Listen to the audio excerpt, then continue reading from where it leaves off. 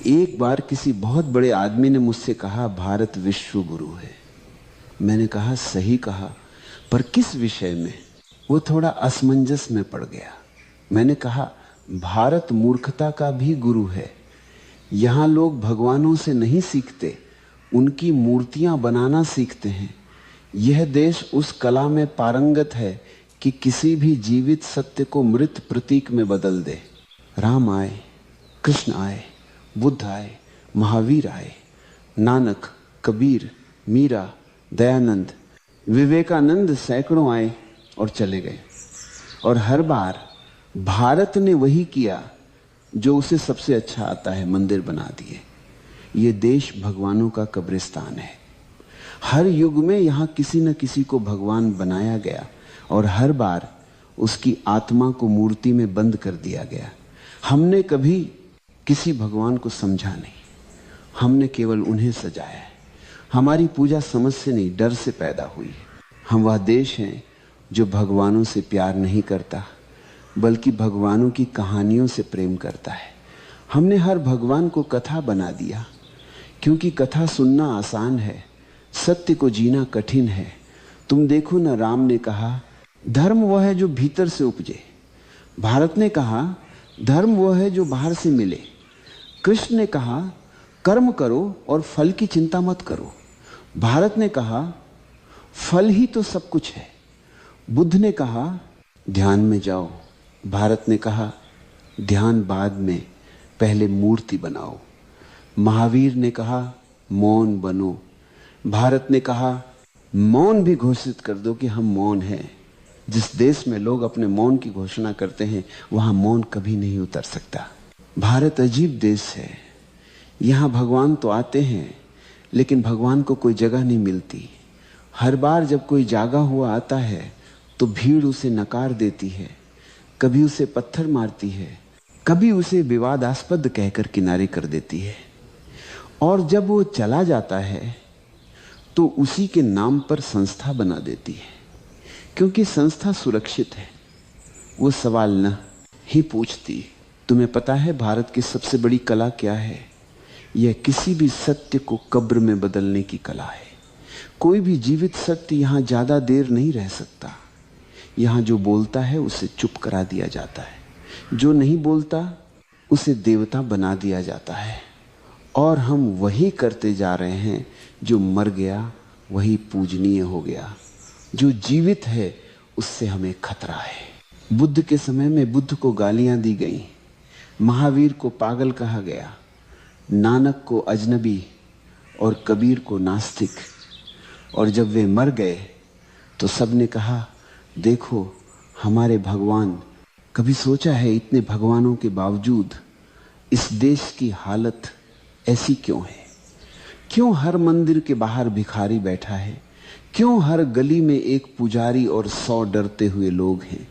क्यों हर आदमी पूजा करता है और फिर चोरी भी करता है? क्योंकि ये देश धार्मिक है पर आध्यात्मिक नहीं। ये देश पूजा करना जानता है पर परिवर्तन नहीं।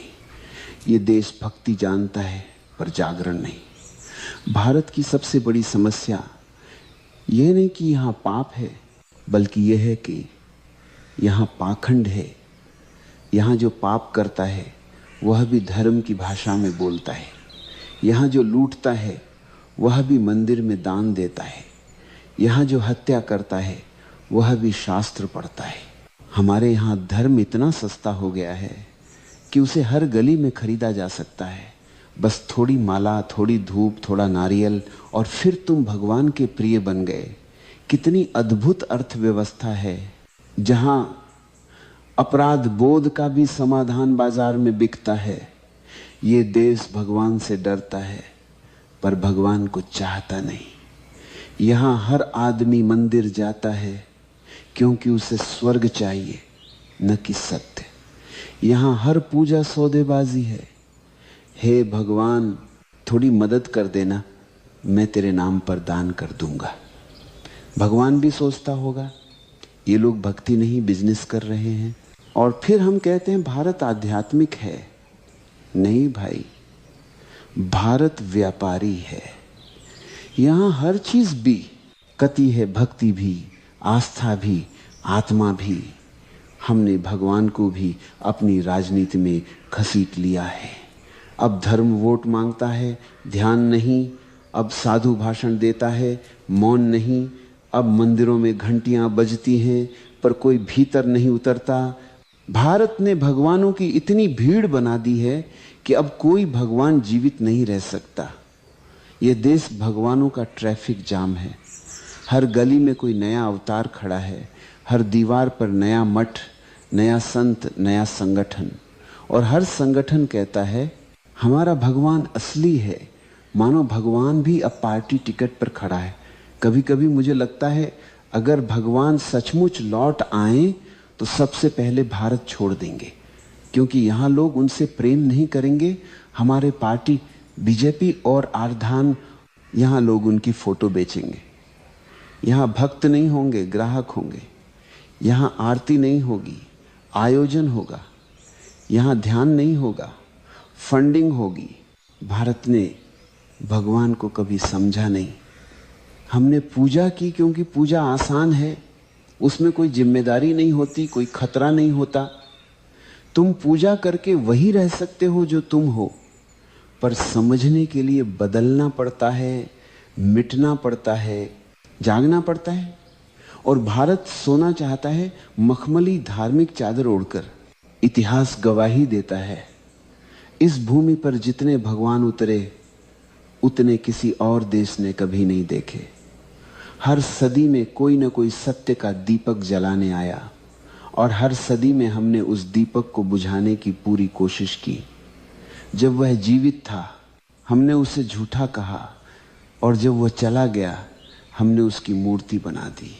हम जीवित सत्य को सह नहीं सकते, हम मृत मूर्तियों से प्रेम करते हैं, क्योंकि जीवित सत्य तुम्हें बदल देता है और मूर्ति तुम्हें वैसा ही रहने देती है जैसे तुम हो।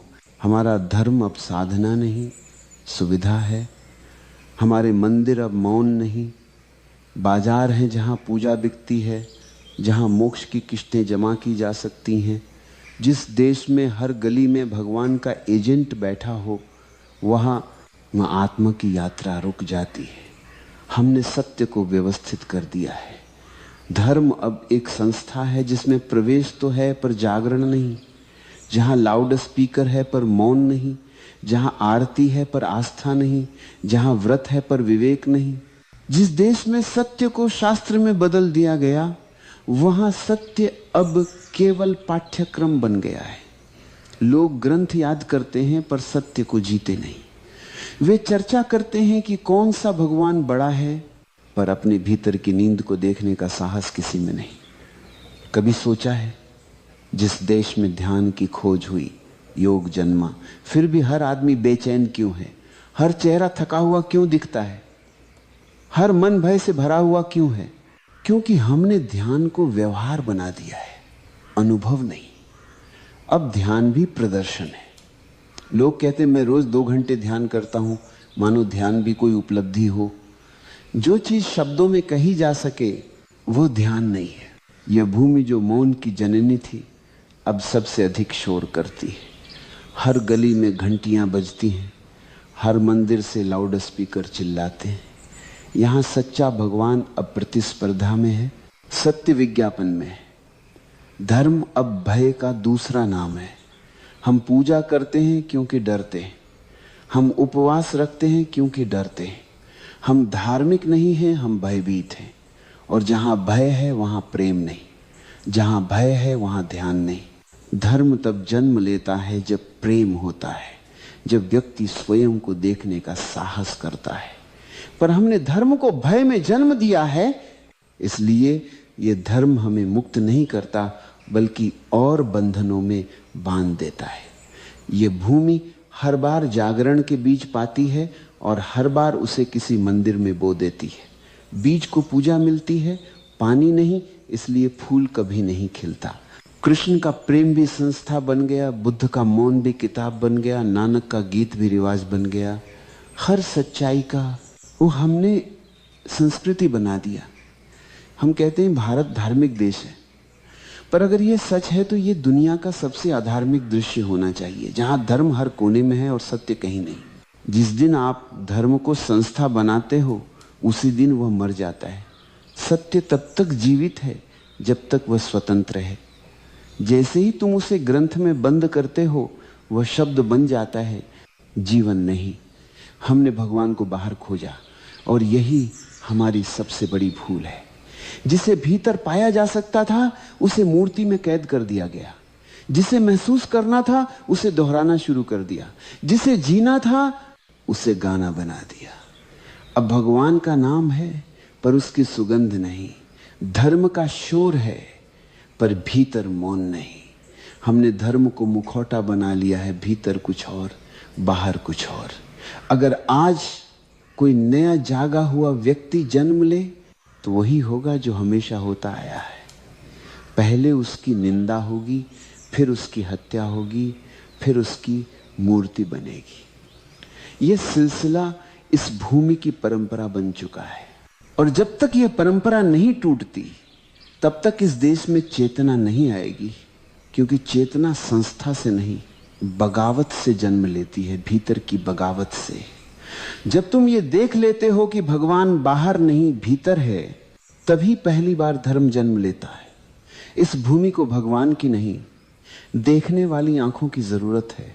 इस भूमि को पूजा की नहीं साक्षी भाव की जरूरत है, क्योंकि जिस दिन आदमी देखने लगा उसी दिन वह भगवान बन जाता है। भारत भगवानों से भरा हुआ है। हर गली में मंदिर, हर सड़क पर साधु, हर घर में तस्वीर। लेकिन क्या इस सब के बीच कोई मनुष्य बचा है? यहां धर्म है लेकिन धर्मात्मा नहीं, यहां पूजा है लेकिन प्रेम नहीं, यहां शास्त्र है लेकिन अनुभव नहीं। यहां हर कोई भगवान का नाम लेता है पर कोई भगवान को जीता नहीं। कभी मंदिर के बाहर जाकर देखो, जो आदमी अंदर घी का दीपक जला रहा है वही बाहर अंधकार को फैला रहा है। जो मंदिर में आरती गा रहा है वही बाजार में झूठ बोल रहा है। जो सुबह राम राम कहता है वही दोपहर में किसी का शोषण करता है। क्योंकि इस देश में पाप से नहीं पकड़े जाने से डर लगता है। यहां धर्म अंतःकरण से नहीं प्रतिष्ठा से जुड़ा है। लोग भगवान को नहीं समाज को खुश करना चाहते। भारत का धर्म एक नकाब बन चुका है। यहां जितनी आस्था दिखाई देती है उतनी ही गहरी अंधता भीतर है। लोग पूजा करते हैं ताकि पाप छिप जाएं, ध्यान करते हैं ताकि अहंकार सुरक्षित हो जाए, भक्ति करते हैं ताकि आत्मा को देखना ना पड़े। ये धर्म नहीं मनोवैज्ञानिक बचाव है। हमारे सारे कर्म कांड उस डर से उपजे हैं कि कहीं हमें अपने भीतर झांकना न पड़े। क्योंकि जो भीतर झांकता है वह भीड़ से कट जाता है, वह अकेला पड़ जाता है और यह भीड़ अकेले को माफ नहीं करती। इस भीड़ को भगवान चाहिए पर जीवित भगवान नहीं। भीड़ को चमत्कार चाहिए, सत्य नहीं। भीड़ को कथा चाहिए, मौन नहीं। जो आदमी भीड़ से अलग चल देता है, भीड़ उसे खतरनाक कहती है, क्योंकि वह उनके झूठ को उजागर कर देता है।